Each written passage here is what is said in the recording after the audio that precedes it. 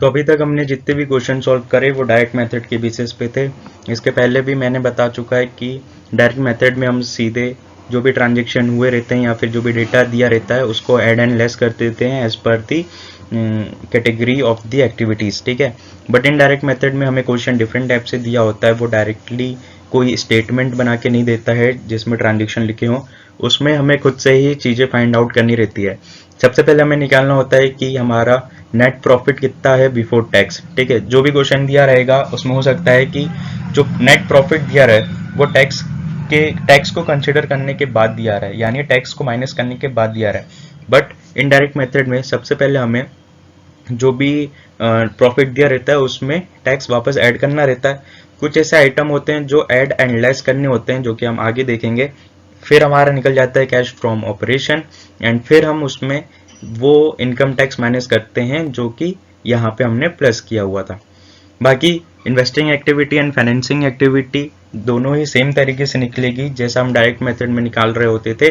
सीधे हम ट्रांजेक्शन्स को लिख दिया करेंगे जो भी हमारे ट्रांजेक्शन दिए होंगे, but operating activity indirect method में अलग तरीके से निकालते हैं। तो आइए जानते हैं कि वो किस तरीके से निकाला जाएगा।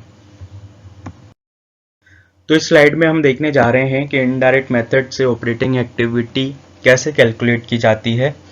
इसको समझने के लिए पहले हमें ये चीज़ समझनी होगी, जो प्रॉफिट एंड लॉस अकाउंट है जो हम बनाते हैं फाइनेंशियल स्टेटमेंट में, उसी के थ्रू हम कैश फ्लो स्टेटमेंट बनाते हैं, ठीक है। जो भी हमारे कैश फ्लो स्टेटमेंट बनता है वो इन्हीं ट्रांजेक्शन जो प्रॉफिट एंड लॉस अकाउंट में लिखे जाते हैं ना, उन्हीं ट्रांजेक्शन के बेसिस पे लिखा जाता है। जैसे सबसे पहले है परचेज है 10,000 रुपये का। यहाँ परचेज काय का हुआ है, ट्रेडिंग, ये ट्रेडिंग अकाउंट होता है, ठीक है। यहाँ से यहाँ तक ट्रेडिंग होता है, फिर यहाँ से प्रॉफिट एंड लॉस चालू होता है। यहाँ पे परचेज लिखा है, यानी यहाँ क्या परचेज हुआ होगा, रॉ मटेरियल, है ना। रॉ मटेरियल परचेज होता है तो हम उसे कहाँ लिखते हैं, हैज एन आउटफ्लो लिखते हैं ऑपरेटिंग एक्टिविटी में। वेजेस पे किया है, वेजेस हम काय में लेते हैं, ऑपरेटिंग एक्टिविटी में लेते हैं। वेजेस पे किया है तो आउटफ्लो एक्टिविटी में आएगा, ठीक है। यानी ये 10,000 एंड 2,000 ये दोनों 12,000 रुपये आउटफ्लो दिखाएंगे ऑपरेटिंग एक्टिविटी में। अभी सेल हुआ है, सेल हम काय में लेते हैं, सेल हम लेते हैं ऑपरेटिंग एक्टिविटी में, एंड सेल होता है तो हमारे पास कैश आता है, तो ये हो जाता है 20,000 रुपये हमारे पास इनफ्लो दिखेगा ऑपरेटिंग एक्टिविटी में। तो हमको ये क्लियर हुआ कि कैश फ्लो स्टेटमेंट कुछ नहीं है, सिर्फ प्रॉफिट एंड लॉस अकाउंट में जो भी एंट्रीज होती हैं उन्हें सेपरेटली दिखा दिया जाता है। अभी हम देखते हैं, यहाँ पे ग्रॉस प्रॉफिट आया हमारा 8,000 रुपये। अभी हम देखते हैं प्रॉफिट एंड लॉस में हमारे पास कौन कौन सी एंट्रीज हैं जो कैश फ्लो स्टेटमेंट में आती हैं। सबसे पहले यहाँ लिखिए सैलरी, ये सैलरी भी हम ऑपरेटिंग एक्टिविटी में लिखते हैं, ठीक है। ये 1,000 रुपये हमारा आउटफ्लो दिख जाएगा। इंटरेस्ट पेड 500 रुपये पेड है, यानी ये 500 रुपये आउटफ्लो है, बट ये इंटरेस्ट है। इंटरेस्ट हम पे कब करते हैं, जब हम इंटरेस्ट लोन किसी से लेते हैं, यानी फाइनेंसिंग एक्टिविटी करते हैं। फाइनेंसिंग एक्टिविटी में ये 500 रुपये जाएगा, अभी ऑपरेटिंग एक्टिविटी में नहीं जाएगा। डिविडेंड यहाँ पे किया हुआ है 500 रुपये, यानी डिविडेंड हमने आउटफ्लो किया हुआ है, फाइनेंसिंग एक्टिविटी में आएगा ये भी। तो ये क्लियर हुआ, जो भी एक्टिविटी यहाँ पे लिखी हुई है ना, जो भी ट्रांजेक्शन यहाँ पे लिखे हुए हैं वो ही हम फाइनेंशियल कैश फ्लो स्टेटमेंट में लिख देते हैं।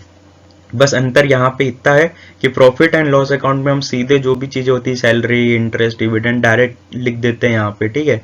बट जो भी एंट्रीज कैश फ्लो स्टेटमेंट में लिखते हैं वो सेगमेंट में डिवाइड कर देते हैं कि भैया ये हमारा ऑपरेटिंग एक्टिविटी का हिस्सा है, ये हमारा इन्वेस्टिंग का, और ये फाइनेंसिंग का। एक एंट्री और देखते हैं, जैसे यहाँ पे डेप्रिसिएशन लिखा हुआ है प्रॉफिट एंड लॉस अकाउंट में। ये एक नॉन कैश ट्रांजेक्शन होता है, तो क्या हम इसे ऐड करेंगे कैश फ्लो स्टेटमेंट में, हम इसे नहीं करेंगे। वहीं पे यहाँ पे दिया हुआ है इन्वेस्टमेंट सोल्ड, इन्वेस्टमेंट हमने सोल्ड किया है तो ये इन्वेस्टिंग एक्टिविटी में आएगा इनफ्लो। इंटरेस्ट रिसीव्ड 100 रुपये इनफ्लो आएगा इन्वेस्टमेंट एक्टिविटी में, है ना। तो हम इसी जो प्रॉफिट एंड लॉस अकाउंट होता है, trading and profit and loss account, इसी को हम कन्वर्ट करते हैं cash and cash flow statement में। इसके पहले जो क्वेश्चन दिए थे डायरेक्ट मेथड पे, वहाँ पे सीधे हमें ट्रांजेक्शन्स या फिर कैश अकाउंट दे दिया था, कैश बुक दे दिया था, जिससे हमने सीधे सीधे बस एंट्री लिख दी। अब जो इनडायरेक्ट मेथड्स में होंगे वहाँ पे हमको क्वेश्चन घुमा के देगा, वो एक तरह से बैलेंस शीट दे देगा या फिर प्रॉफिट एंड लॉस अकाउंट दे देगा। हमें ये आइडेंटिफाई करना पड़ेगा कि कौन सी चीज़ें कहाँ जाएगी, ठीक है। तो सबसे पहली हमारी स्टेप होगी net profit before tax and extra ordinary item find करने की, यानी ऐसा प्रॉफिट जिसमें टैक्स ना काटा हो या फिर कोई एक्स्ट्रा ऑर्डिनरी आइटम ना लगे हो। ठीक है, जैसे कि अगर मान लो यहाँ नेट प्रॉफिट जो दिया हुआ है 17,500 रुपये, ठीक है, हम लिख देंगे यहाँ नेट प्रॉफिट 17,500 रुपये। इनकम टैक्स हमने कितना दिया हुआ है 100 रुपये, तो यहाँ प्लस कर देंगे इनकम टैक्स। इंश्योरेंस वगैरह अगर कुछ हमें दिया होता है या फिर ऐसा कोई प्रीमियम दिया होता है तो वो हम यहाँ पे ऐड करेंगे। यानी हमारा मोटिव क्या है कि net profit before tax find करना। एक पल कोई एक्स्ट्राऑर्डिनरी आइटम आप इग्नोर कर दो, इससे क्वेश्चंस कम आते हैं, बट कॉन्सेप्ट हमें पता होना चाहिए। बट अगर समझ नहीं आ रहा तो इससे हम एक पल को इग्नोर कर देते हैं। जैसे इंश्योरेंस क्लेम है वो एक्स्ट्राऑर्डिनरी आइटम में आता है। अभी हम सिर्फ लेते हैं net profit and income tax की बात करते हैं। तो यहाँ पे जो नेट प्रॉफिट दिया हुआ है ये इनकम टैक्स काट के हमें बताया गया है कि ये 100 रुपये अगर हम नहीं देते तो हमारे पास यहाँ प्रॉफिट ज़्यादा दिखाता, यहाँ पे 17,600 रुपये दिखाता, बट यहाँ पे 100 रुपये माइनस किया हुआ है इसलिए 17,500 रुपये दिखा रहा है। तो हमारा सबसे पहला स्टेप होगा नेट प्रॉफिट फाइंड करना बिफोर टैक्स, यानी नेट प्रॉफिट हमारा है 17,500 रुपये, इसमें प्लस करेंगे 100 रुपये, यहाँ लिखा है ना net profit plus income tax, तो 17,500 रुपये प्लस 100 रुपये हमारे पास हो जाएगा 17,600 रुपये। सबसे पहली स्टेप हमारी ये हुई। सेकेंड स्टेप जो कि थोड़ी कंफ्यूजिंग नहीं है, जो कि काफ़ी इजी है, थर्ड स्टेप हमारी थोड़ी कंफ्यूजिंग होती है। सेकेंड स्टेप में हमारे दिया हुआ है कि हमें कुछ एडजस्टमेंट करने हैं। एडजस्टमेंट जैसे कि अभी मैंने बताया, सबसे पहले elimination of non cash item, यहाँ पे डेप्रिसिएशन कंसीडर किया हुआ है 500 रुपये, ठीक है। ये 500 रुपये हम एलिमिनेट करेंगे। यहाँ पे एलिमिनेट करने का मतलब क्या होता है? एलिमिनेट करने का मतलब यहाँ पे होता है कि हम ये डेप्रिसिएशन को प्लस कर देंगे। या नेट प्रॉफिट हमारा कंसीडर हुआ है डेप्रिसिएशन माइनस करके, यानी 17,500 जो हमारा आया है ना, इसमें ये डेप्रिसिएशन 500 रुपये माइनस हुआ है, बट ये नॉन कैश आइटम हम कंसीडर नहीं करते हैं, इसलिए हम इसको प्लस कर देंगे। 17,500 में 500 प्लस करेंगे तो हमारे पास 1,800 रुपये आ जाएगा, 18,000 रुपये आ जाएगा। ठीक है। अगर यहाँ पे नॉन कैश आइटम है, यानी क्रेडिट साइड में, प्रॉफिट एंड लॉस अकाउंट के क्रेडिट साइड में नॉन कैश आइटम है, तो हम उसे माइनस कर देंगे। ठीक है। हम डेप्रिसिएशन को प्लस क्यों कर रहे हैं? प्लस इसलिए कर रहे हैं क्योंकि वो प्रॉफिट एंड लॉस अकाउंट में एक्सपेंसेस की तरह माइनस कर चुका है उसको। प्रॉफिट एंड लॉस अकाउंट में डेप्रिसिएशन को एक्सपेंसेस मान के माइनस किया है, बट हम जब कैश फ्लो बनाते हैं तो हम ऐसा नॉन कैश आइटम को माइनस नहीं करते हैं, इसलिए हम उसे वापस से प्लस करेंगे उसका इफेक्ट खत्म करने के लिए। अगला आइटम है elimination of non operating item. Non operating item मतलब जो भी इन्वेस्टिंग एक्टिविटी या फिर फाइनेंसिंग एक्टिविटी से रिलेटेड आइटम है, वो भी इस नेट प्रॉफिट में जुड़े हुए हैं। जैसे इंटरेस्ट पेड, 500 रुपये हमने इंटरेस्ट पे किया हुआ है प्रॉफिट एंड लॉस अकाउंट के अकॉर्डिंग, तो हमारा ये नेट प्रॉफिट जो आ रहा है 17,500, वो 500 रुपये माइनस करके आया हुआ है। ठीक है। तो हम ये minus profit and loss account में किया है तो कैश फ्लो स्टेटमेंट में वापस ऐड करेंगे।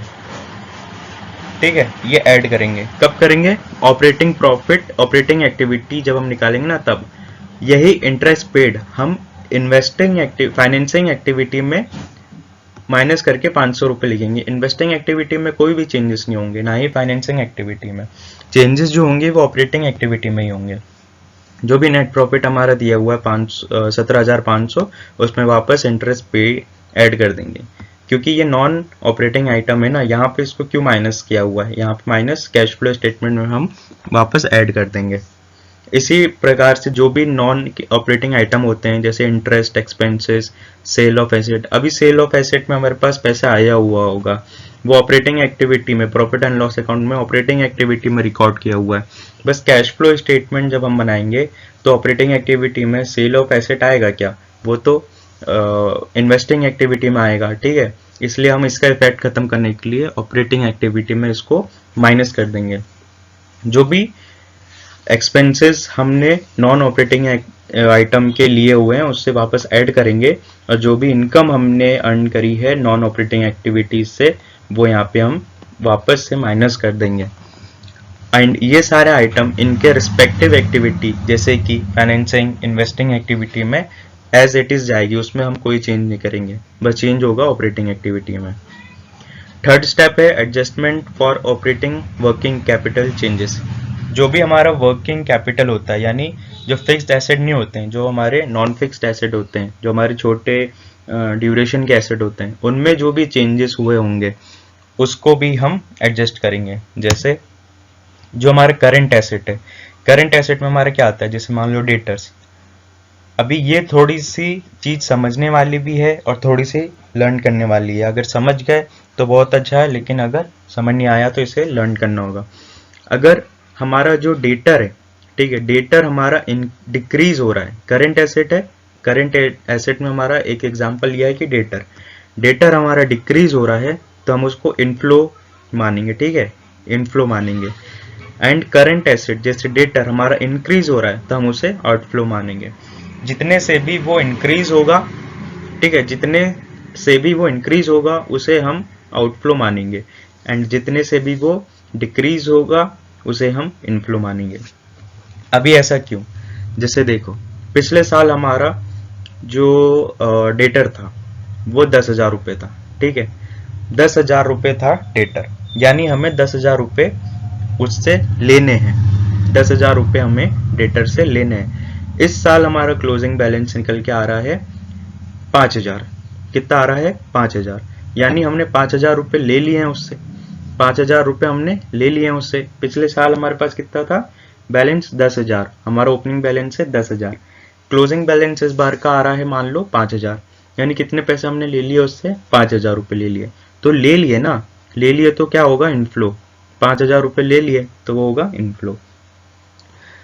अभी एक एग्जांपल लेते हैं कि मान लो 15,000 रुपये हमारा ओपनिंग बैलेंस था, 15,000 रुपये हमारा ओपनिंग बैलेंस था, और अब हमारे पास क्लोजिंग बैलेंस बचा है 20,000 रुपये। कितना बचा है? 20,000 रुपये। यानी डेटर ने पैसे दिए नहीं है, उल्टा हमने और सामान उसको बेच दिए हैं, ठीक है। 15,000 ओपनिंग था, यानी 15,000 रुपये हमको साल की शुरुआत में उससे लेने थे, साल के आखिरी में हमें 20,000 अब उससे लेने हैं।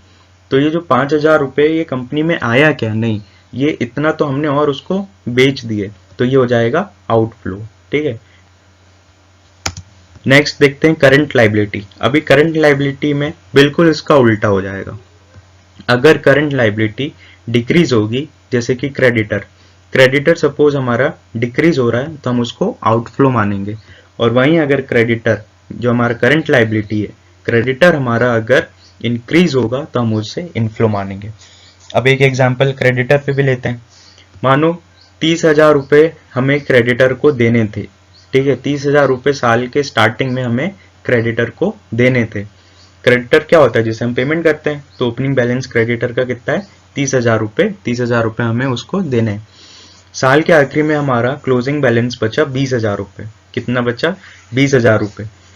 यानी 30,000 शुरुआत में हमें, साल की शुरुआत में 30,000 रुपये क्रेडिटर को देने थे, एंड साल के आखिरी में हमें बस अब उसे 20,000 रुपये देने, यानी हमने 10,000 रुपये उसको पेमेंट कर चुके हैं। तो पेमेंट करेंगे तो आउटफ्लो होगा ना, तो पेमेंट का हम यहाँ पे रिकॉर्ड करेंगे आउटफ्लो। अभी एक और एग्जांपल लेते हैं। जैसे क्रेडिटर है, साल के स्टार्टिंग में हमें उससे 30,000 रुपये देने थे, यानी ओपनिंग बैलेंस ऑफ क्रेडिटर है 30,000 रुपये। अभी ये 30,000 रुपये हमारा ओपनिंग बैलेंस था। साल के आखिरी में हमारा जो बैलेंस है वो 40,000 रुपये हो गया, यानी साल के आखिरी में हमें उसको 40,000 रुपये देने हैं। यानी हमने उसको साल भर कोई पेमेंट नहीं करी है, उल्टा हमने उसे 10,000 का सामान और ले लिया है, ठीक है, और सामान उससे ले लिया है, यानी इनफ्लो। तो हम यहाँ पे इनफ्लो कंसिडर करेंगे, ठीक है। तो ये current asset and current liability का कॉन्सेप्ट थोड़ा सा टिपिकल है। इस पे हम अगला क्वेश्चन जो सॉल्व करेंगे हम इसी पे करेंगे। अगर ये इस पे भी कोई डाउट हो तो आप कमेंट बॉक्स में या फिर टेलीग्राम ग्रुप पे या फिर व्हाट्सएप ग्रुप पे मुझे कांटेक्ट कर सकते हैं। तो अब हम एक इनडायरेक्ट मेथड के बेसिस पे क्वेश्चन सॉल्व करने जा रहे हैं, जो कि हमारा क्वेश्चन नंबर 3 है, ठीक है। इस क्वेश्चन में मैंने सिर्फ वो ही पार्ट उठाया है, यानी ये किस छोटा क्वेश्चन है जिसमें सिर्फ स्टेप 1 और स्टेप 3 का यूज होगा। हमने इनडायरेक्ट मेथड में देखे कि हमारे पास 3 स्टेप की रिक्वायरमेंट होती है, बट यहाँ पे हमको सिर्फ और सिर्फ स्टेप 1 एंड स्टेप 3 की रिक्वायरमेंट होगी, ये थोड़ा छोटा क्वेश्चन है।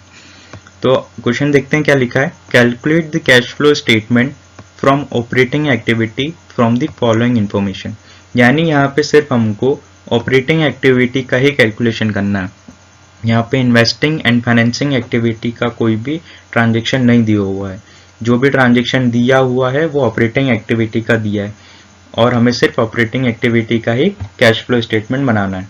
तो हम सीधे लिख देंगे यहाँ पे ऑपरेटिंग एक्टिविटी, फॉर्मेट आपको पता ही है, date, particulars, amount, operating activity.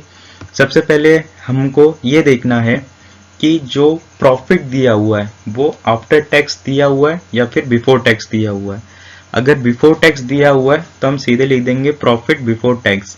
But अगर आफ्टर टैक्स दिया हुआ है प्रॉफिट तो उसमें हम टैक्स को पहले प्लस करेंगे एंड फिर उससे लिखेंगे, जो कि हम स्टेप 1 में करते हैं ना। स्टेप 1 में हम क्या करते थे, इन प्रॉफिट प्लस टैक्स करते थे तो हमारा नेट प्रॉफिट बिफोर टैक्स निकल आता था।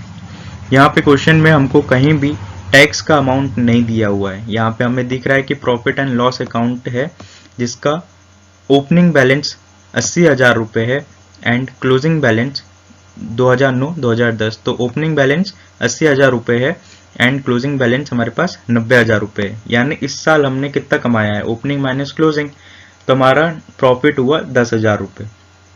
और यहाँ पे कहीं पे भी इनकम टैक्स की कोई भी एलिमेंट या फिर कोई भी एंट्री नहीं दिख रही है तो हम ये एज्यूम करेंगे कि ये प्रॉफिट बिफोर टैक्स है। ठीक है, अगर इनकम टैक्स काटा ही नहीं है तो हम वापस ऐड क्यों करेंगे, इसलिए हम सीधा एंट्री करेंगे प्रॉफिट बिफोर टैक्स 10,000 रुपये। अब ये 10,000 रुपये कहाँ से निकला, ओपनिंग हमारे पास 80,000 रुपये था, क्लोजिंग हमारे पास 90,000 रुपये, यानी इस साल हमने 10,000 रुपये कमाए हैं। यहाँ पे हमने एज्यूम किया है कि tax is not given, so given profit is assume to be profit before tax. यानी टैक्स हमको नहीं दिया हुआ है क्वेश्चन में तो हमने एज्यूम किया है कि टैक्स माइनस किया ही नहीं था, इसलिए हम वापस से ऐड नहीं करेंगे। तो हमारे स्टेप 1 बस इतना ही होता है, स्टेप 1 हमारा कंप्लीट। अभी क्वेश्चन में ऐसे कोई भी एंट्री नहीं है कि हम स्टेप 2 परफॉर्म करें, इसलिए हम डायरेक्टली स्टेप 3 करेंगे।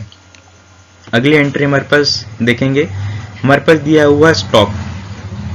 स्टॉक का ओपनिंग बैलेंस है 60,000 रुपये एंड क्लोजिंग बैलेंस है 50,000 रुपये। यानी जो स्टॉक है वो 10,000 रुपये से कम हुआ है ना। स्टॉक हमारा क्या होता है, जो सामान हम बेच रहे होते हैं उसे हम स्टॉक मानते हैं। ठीक है, जो भी हम प्रोडक्ट बेच रहे हैं, मान लो हम कैलकुलेटर बेच रहे हैं तो हमारा स्टॉक कहलाता है। स्टॉक था हमारे पास 10,000 रुपये, स्टॉक था हमारे पास 60,000 रुपये का ओपनिंग एंड क्लोजिंग है 50,000 रुपये। तो इस साल स्टॉक हमारा 10,000 से कम हुआ है यानी हमने बेच दिया है ना। 10,000 रुपये का स्टॉक हमारा कैलकुलेटर हमने बेच दिया है। स्टॉक हमारा क्या होता है, करंट एसेट। और हमने अभी देखा था स्टेप 3 में, जब करंट एसेट डिक्रीज होगा, जब हमारा करंट एसेट डिक्रीज होगा तो हम उसको क्या करेंगे, हमने जो रूल देखा है उसको एक बार रेफर करते हैं कि उसमें हमने क्या लिखा हुआ है। तो हमारा रूल ये कहता है कि जब भी करंट एसेट हमारा स्टॉक हमारा करंट एसेट में आता है, जब भी हमारा करंट एसेट डिक्रीज होता है तो हम उसे इनफ्लो मानेंगे। इनफ्लो यानी प्लस, और प्लस में हम ब्रैकेट नहीं लगाते हैं। ठीक है, अभी ये 10,000 कैसे आया, स्टॉक हमारे पास ओपनिंग था 60,000 रुपये एंड क्लोजिंग है 50,000 रुपये, यानी 10,000 रुपये का स्टॉक हमने बेच दिया है यानी स्टॉक बेचा यानी कम हुआ स्टॉक, है ना। तो 10,000 रुपये का हुआ है तो हम उसे इनफ्लो कंसिडर करेंगे।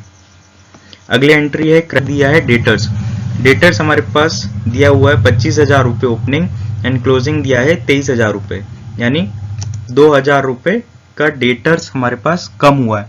ओपनिंग हमारे पास था 25 एंड क्लोजिंग है 23, तो 2,000 रुपये कम हुआ ना। डेटर हमारा कम हुआ यानी सोचो क्या हुआ होगा, डेटर ने हमको पेमेंट किया होगा, तभी तो 2,000 से कम हुआ है, इसलिए हम 2,000 रुपये इनफ्लो लेंगे। एंड जो कि मैंने रूल बताया था कि डेटर जब भी डिक्रीज होगा, डेटर यानी हमारा करंट एसेट जब भी डिक्रीज होगा उसे हम इनफ्लो मानेंगे। तो एक लॉजिक ये भी हम याद रख सकते हैं कि करंट एसेट हमारा डिक्रीज होगा तो हम इनफ्लो लेंगे, करंट एसेट हमारा इंक्रीज होगा तो हम आउटफ्लो लेंगे। एंड एक कॉन्सेप्ट ऐसे भी हम कॉन्सेप्चुअली समझ सकते हैं इस चीज़ को कि डेटर कम हुआ है, डेटर हमारा जो वो बंदा होता है जो हमको पेमेंट देने वाला होता है। अगर वो कम हुआ है यानी उसने हमको पेमेंट दे दिया है, इसलिए तो वो कम हुआ है ना उसका अमाउंट।